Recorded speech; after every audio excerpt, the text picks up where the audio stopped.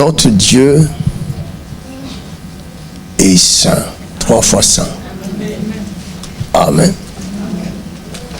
Et il faut que ceux qui s'approchent de lui se sanctifient également. Amen. Vous savez, en tant qu'homme, en tant que parent, mes enfants, ils savent qu'à l'heure de manger, ils doivent se laver les mains. Parce que s'ils ne se lavent pas la main, ils ne vont pas manger. Parce que la saleté et la nourriture ne marchent pas ensemble. Ça crée des maladies. N'est-ce pas? Et Jésus dit, vous les hommes méchants comme vous êtes, vous savez donner de bonnes choses à vos enfants. S'ils vous demandent du pain, vous ne donnerez pas une pierre. S'ils vous demandent un poisson, vous ne donnerez pas le serpent. Combien plus votre Père Céleste vous donnera-t-il de bonnes choses si vous le lui demandez? C'est une parole simple, mais cela veut tout dire. Ça dit tout. Plusieurs d'entre nous, nous venons ici chercher la nourriture de Dieu, la guérison, les miracles, c'est la nourriture de Dieu.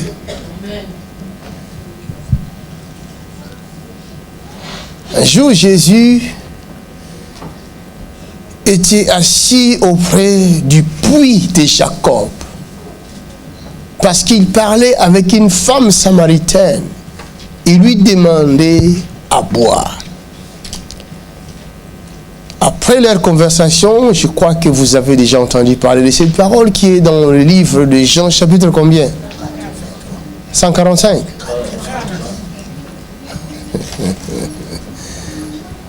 Alors, après la conversation de Jésus et cette femme-là, ce n'est pas mon message d'aujourd'hui, mais je pense qu'il y a quand même quelque chose que nous pouvons en tirer là aussi. Parce que quand Jésus a demandé de l'eau à cette femme a dit, je ne peux pas te donner parce que toi tu es juif, moi je suis samaritain, tu n'as même pas honte de me demander de l'eau. Vous et nous, on ne s'attend pas. Vous voyez? Jésus va lui dire, si tu connaissais les dons de Dieu, et c'est lui qui te dit, donne-moi à boire, tu lui aurais toi-même demandé de l'eau à boire, car de l'eau qu'il va te donner deviendra en toi une source d'eau vive qui ne tarira jamais. Amen. Amen. Alors cette femme va lui dire, donne-moi alors cette eau-là. Jésus va lui dire, va, amène-moi ton mari. Jésus était où il est, puisqu'il est toujours, il n'a pas passé, il ne passe pas, il est plus que prophète. Jésus est Dieu. Amen. Qui croit que Jésus est Dieu? Amen. Si je ne crois pas, c'est que tu es musulman. Alléluia. Là, je dois t'aider pour comprendre qui est Jésus. Jésus est Dieu, Fils de Dieu, Dieu. Il sait tout, n'est-ce pas? Mais comment Jésus va demander à cette femme-là alors qu'il savait que cette femme est une prostituée? Mais il va lui dire, amène-moi ton mari. Beaucoup d'entre vous, vous venez ici, vous attendez que l'homme de Dieu relate votre vie. Je ne suis pas là pour relater votre vie. Je ne suis pas là pour dévoiler votre vie. Si je fais cela par le Saint-Esprit, c'est tout simplement pour réveiller votre foi ou la foi de certaines personnes. Pourquoi? Parce que la Bible dit le don de prophétie est très important dans une assemblée. Pourquoi? Parce que si un non-croyant vient et qu'on lui dit des choses qui se passent dans sa vie, il va croire réellement que Dieu est dans cet endroit. Amen.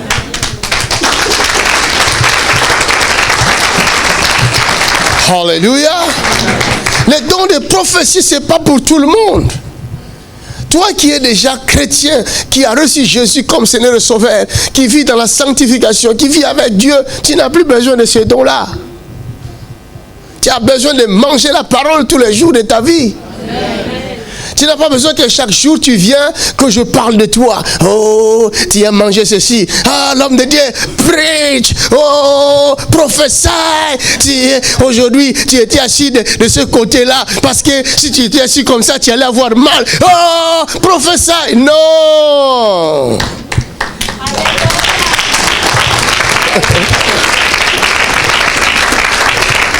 Alléluia. Amen.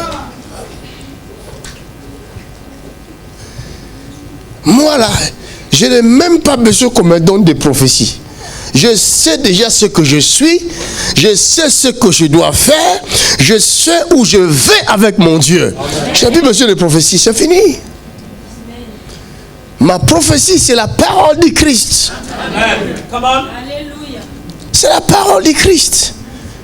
Je l'ai avec moi chaque jour. Chaque jour, quand je me lève le matin, je dis, Seigneur, qu'est-ce que tu me dis aujourd'hui? J'ouvre la parole. Et je me retrouve dedans. Amen. Amen. Même tout de suite là, moi je n'ai pas écrit ce que je vais prêcher. Mais je parle avec mon Dieu, vous ne savez pas. Je parle avec mon Père. Et qu'est-ce que tu veux que je leur donne?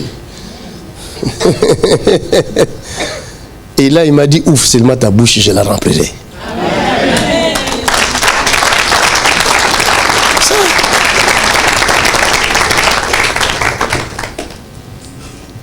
Alléluia.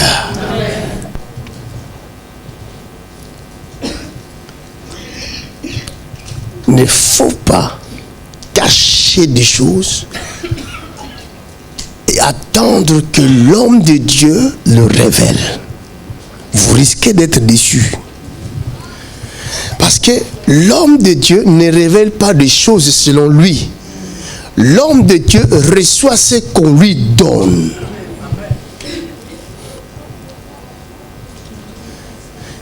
Il reçoit ce que son maître lui donne. L'homme de Dieu n'est qu'un esclave.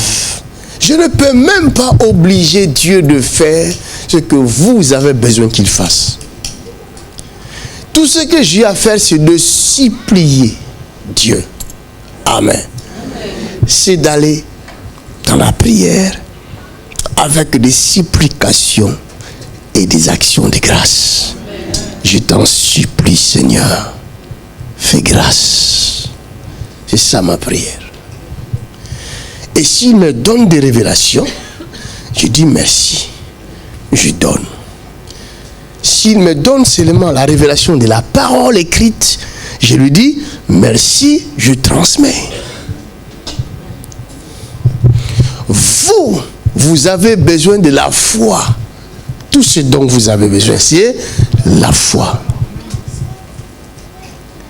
La foi est comme un récipient. Quelque part, j'appelle cela aussi une main.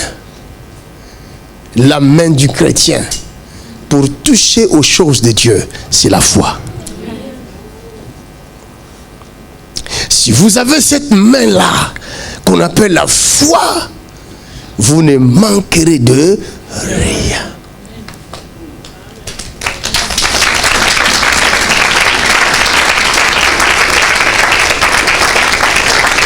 Alléluia. La foi est un outil extraordinaire. On peut la comparer à quoi la foi? Des fois, je la vois comme un œil. La foi peut être comme un œil pour voir Dieu. Avec la foi, nous voyons Dieu. Avec la foi, nous touchons Dieu. Avec la foi, nous appelons.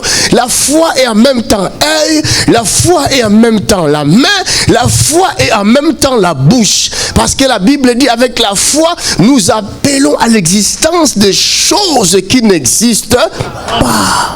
Amen.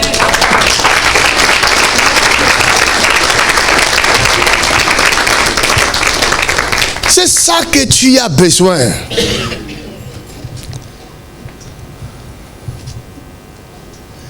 Si tout le monde avait la foi, my God, l'Europe serait en un instant secouée. On aurait eu le feu de Dieu partout, comme le feu qui a brûlé la cathédrale là-bas de Paris.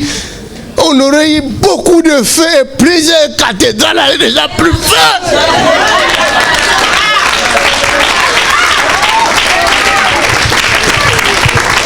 Hein? Oh my God! Vous avez vu le feu, ce que ça fait là? Fire! Comment dans une maison de Dieu, vous pouvez mettre des statues de dragons? C'est quoi? La maison de Dieu, dragon fait quoi là-bas? Hein? Des statues sexuelles, ça fait quoi là-bas? Ça a pris feu. Jésus dit à cette femme, amène-moi ton mari. Alors qu'il savait bien que cette femme-là est prostituée. Comment peux-tu demander, toi, les prophètes des nations, prophètes, Dieu, tu connais tout. Tu ne vois pas que cette femme-là est prostituée. Un autre jour, dans la maison de Simon, la prostituée vient répandre le parfum sur les pieds de Jésus. Elle commence à pleurer. Oh maître. Les disciples murmuraient en eux, est-ce qu'ils ne voient pas s'il est prophète? Ils ne voient pas que cette femme-là est prostituée. Et ils la laissent le toucher. Alléluia.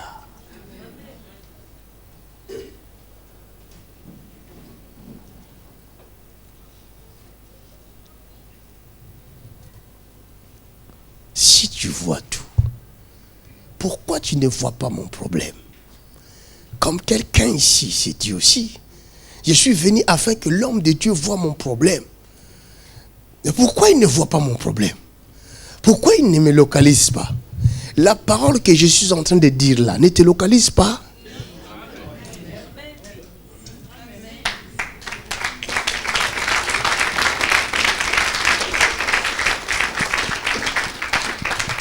C'est tout simplement parce que tellement que l'homme est habitué à consulter les marabouts et les voyants, alors les gens confondent les marabouts et le serviteur de Dieu. Serviteur de Dieu n'est pas là pour te dire ton avenir ou ton passé.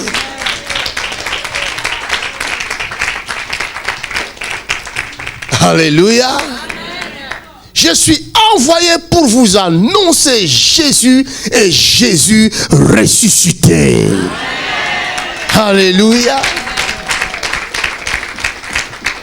Vous devez chercher à le connaître. La Bible dit, or la vie éternelle, qu'ils te connaissent, toi le seul vrai Dieu et celui que tu as envoyé, Jésus. Amen.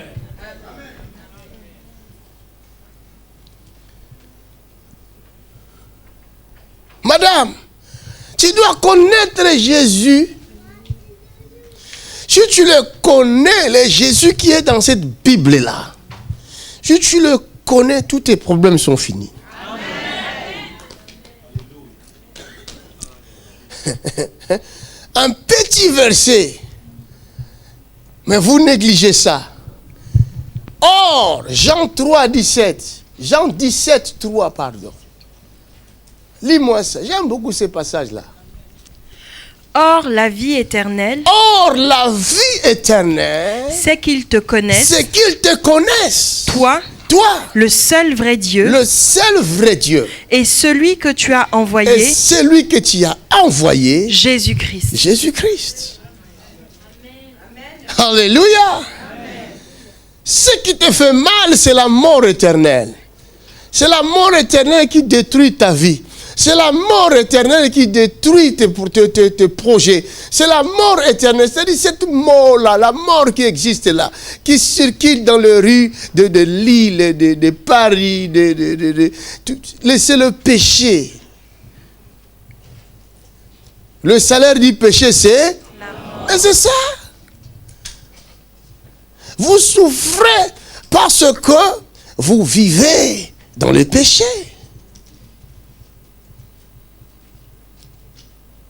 Oui. Parlons-en. C'est le péché qui nous trouble.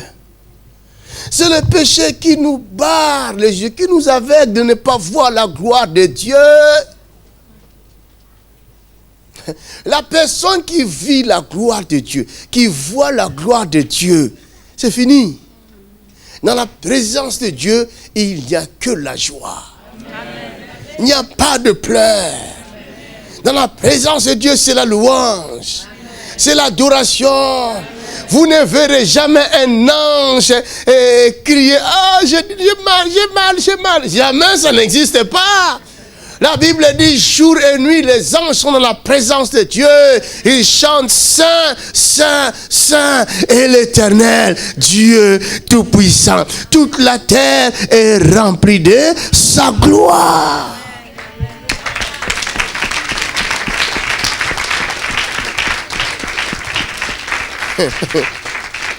Toute la terre. La Bible ne dit pas que toute la terre sera remplie. La Bible dit toute la terre est remplie de la gloire de Dieu. Amen.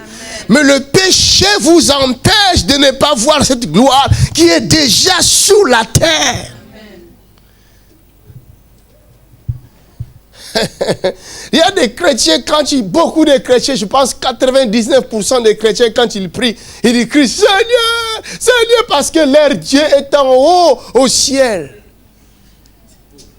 Mais la Bible me dit toute la terre est remplie de sa gloire. Amen. Dieu n'est pas loin. Dieu est omniprésent. Amen. Ce n'est pas ce que vous dites. Et pourquoi vous le cherchez ailleurs? Pourquoi tu souffres cette maladie-là? Le diable n'a même pas peur de Dieu qui est juste à côté de toi. Il te fait souffrir. Pourquoi? Parce que tu ne vois pas Dieu. Voir Dieu, c'est la solution. Amen. Connaître Dieu, c'est la solution. Amen. C'est simple. Connaître Dieu, c'est la solution. Amen. Connaître Dieu, c'est la guérison. Amen. Connaître Dieu, c'est la liberté. Amen. Connaître Dieu, c'est la vie. Connaître Dieu, c'est la paix. Ah!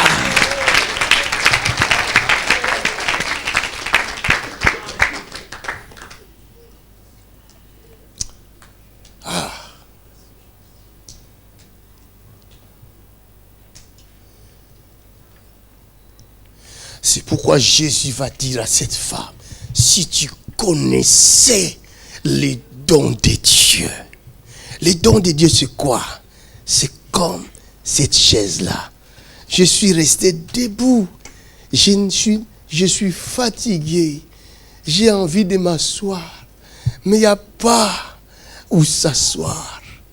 Or, il y a juste derrière moi une chaise. Mais je ne vois pas la chaise. Parce que je suis aveugle. Je ne sais pas voir. Je me reposerai? Non. Agar pleurait. Elle disait, je ne veux pas voir là où mon fils va mourir. Elle va abandonner même son fils. Elle s'est éloignée de son fils pour aller mourir ailleurs. Mais quand Dieu l'avait ouvert les yeux, elle dit, Agar, j'ai entendu les cris de ton fils. Regarde à tes côtés. Il y avait l'eau juste à ses côtés. Mais elle ne voyait pas.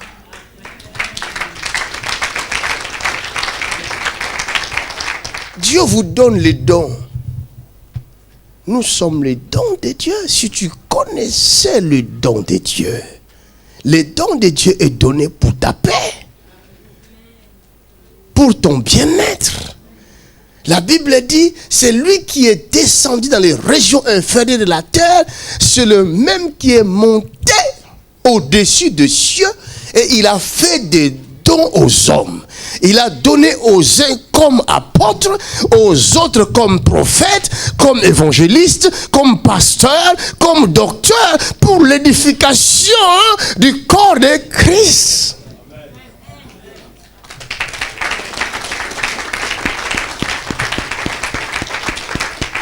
Nous sommes que des dons. Si vous voulez écraser les dons, vous allez l'écraser. Si vous voulez détruire le don, vous pouvez le détruire. Mais sachez-le qu'en détruisant ce don-là, vous chercherez où vous allez vous reposer.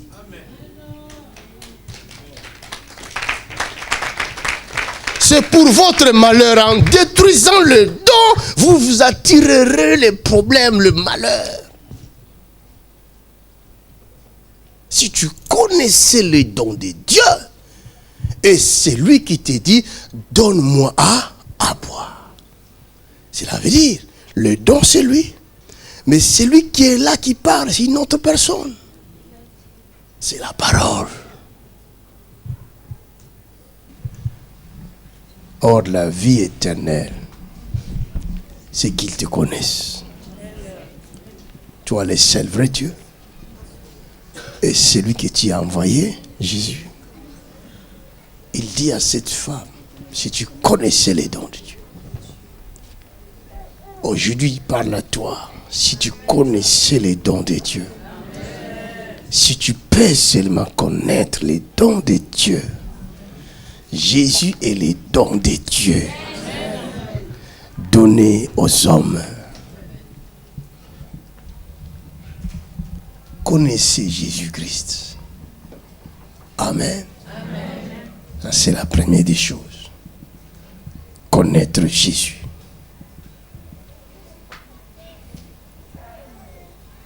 Et connaître ce que Jésus envoie.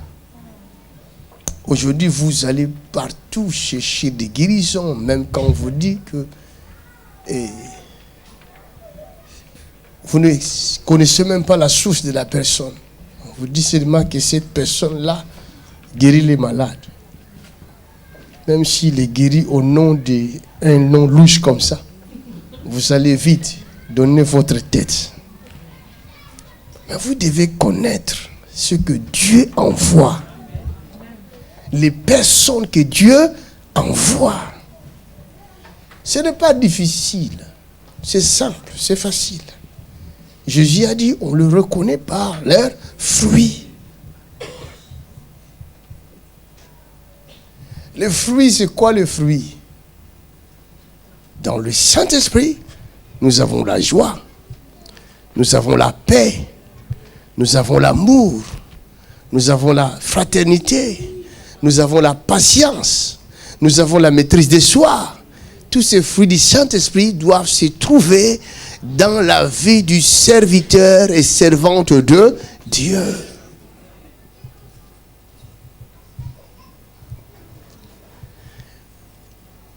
Le fruit qu'on appelle la joie guérit les malades. Amen. Votre joie peut transmettre la guérison à beaucoup de personnes. La Bible dit un cœur joyeux est un remède.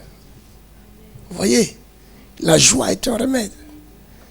Mais un esprit abattu dessèche les eaux. Alléluia. C'est ça. La patience peut sauver beaucoup de gens.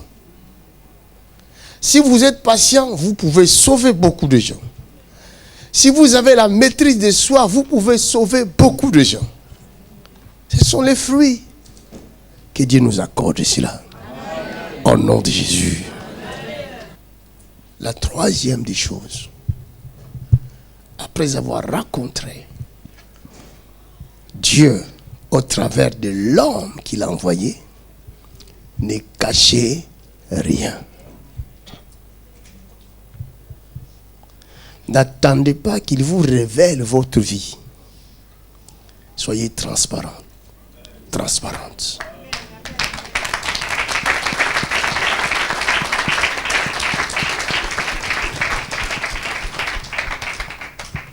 Amen.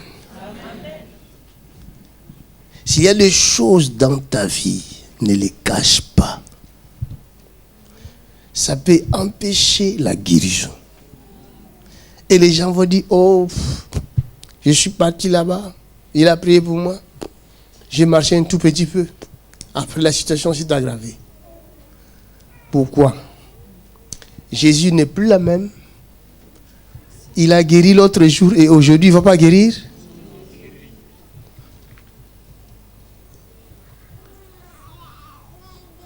Tu n'es pas guéri parce qu'il y a quelque chose dans ta vie. Ici, on ne ment pas. Je viens ici, ma vie doit être transparente. Parce que tu vois les caméras, tu as peur de dire ta vie, de dire ce que tu as fait. Mais tu peux garder ce que tu as fait. Mais sache-le que tu gardes en toi une viande pourrie. Hein. Ça va pourrir tous tes organes. Après, on va appeler métastase. On va dire quoi? Ah, voilà. Parce que ça pourrit tout le corps. Nous voulons la guérison, mais nous ne voulons pas que notre vie soit étalée. Lèvons nos mains.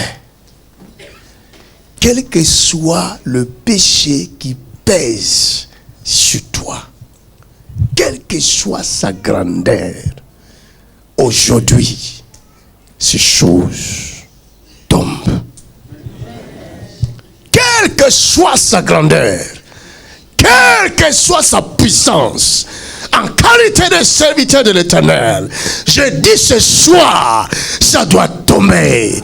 Au nom de Jésus de Nazareth, la chose qui te condamnait est dévoilée. La chose qui te condamnait est dévoilée. Je dis est dévoilée. Ça doit te lâcher maintenant. Je dis ça doit te lâcher maintenant même. By fire. Hey. Quitte-le. Je dis quitte-le, maintenant. Maintenant, take it. Non. Toute maladie qui domine dans ton corps, ouch. Come out.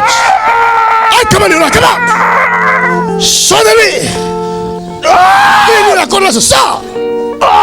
Sors. Maintenant. Encore. Come out. Ouch. Thank you, Jesus. Robo shata ta ta ta ta ta ta ta ta ta ta. Yes, shake it. Ouch. Get you. Catch it up. Come out. Hey. Come out. My children just went. Ouch. Get I command you to go. Esprit de mort. Ouch. In the name of Jesus Christ. Toute condamnation est annulée aujourd'hui. Toute condamnation est annulée aujourd'hui. J'ai dit toute condamnation est annulée aujourd'hui. Au nom de...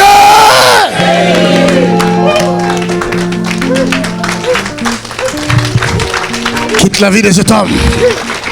Quitte-le.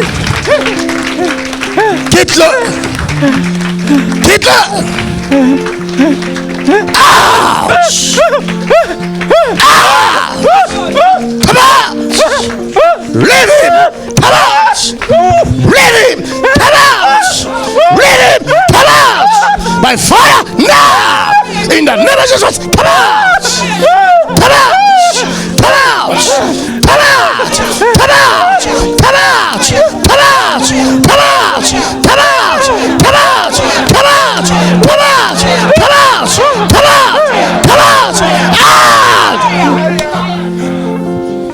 Yebo shatatata.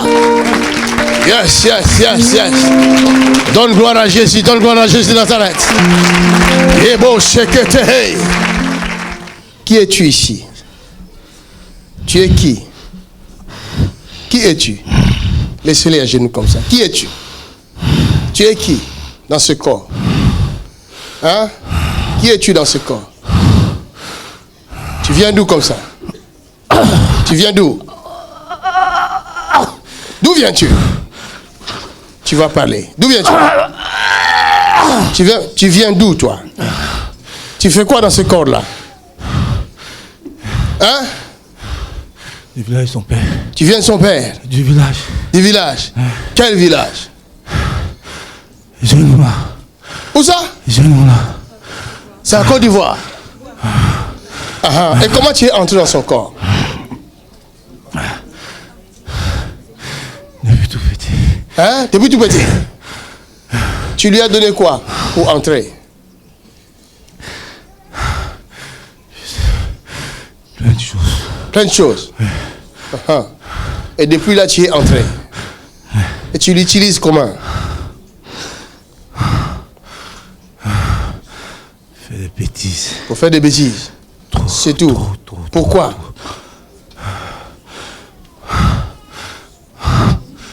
Tu l'as sacrifié où?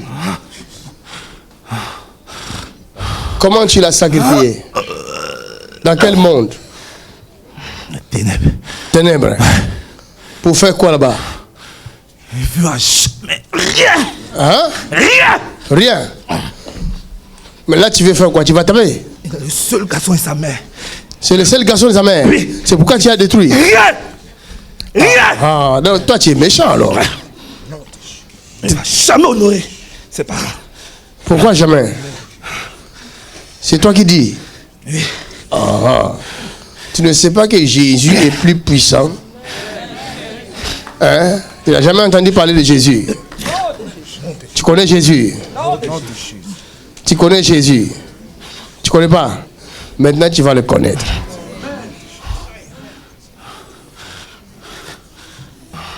Prends tes bagages, quitte ce corps. Maintenant. Maintenant. Maintenant. Maintenant. Maintenant. Maintenant. Acclame le Seigneur.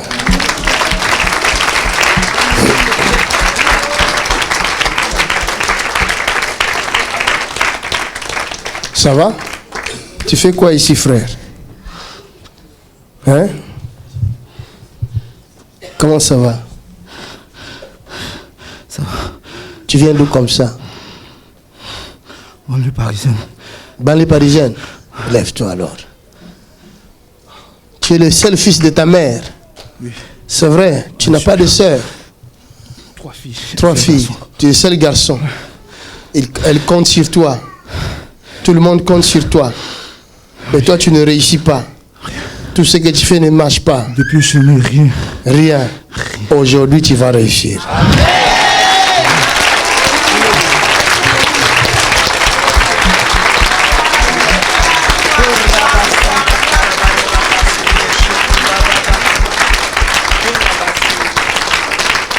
À dater d'aujourd'hui, ces garçons, les portes sont ouvertes.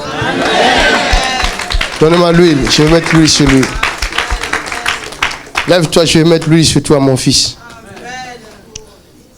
Jésus t'aime. Jésus t'aime, mon fils. Tu es fatigué. Jesus. C'était un combat, non? C'était un combat. Donne-moi l'huile, laisse-le comme ça. Il est fatigué. Alléluia. Regarde, je mets l'huile sur toi. L'huile combattra pour toi. Il combattra tout ennemi qui essaiera de te combattre. Au nom de Jésus. Amen. 21 jours là que nous passons, hein? On ne joue pas avec. C'est vraiment 21 jours de prière.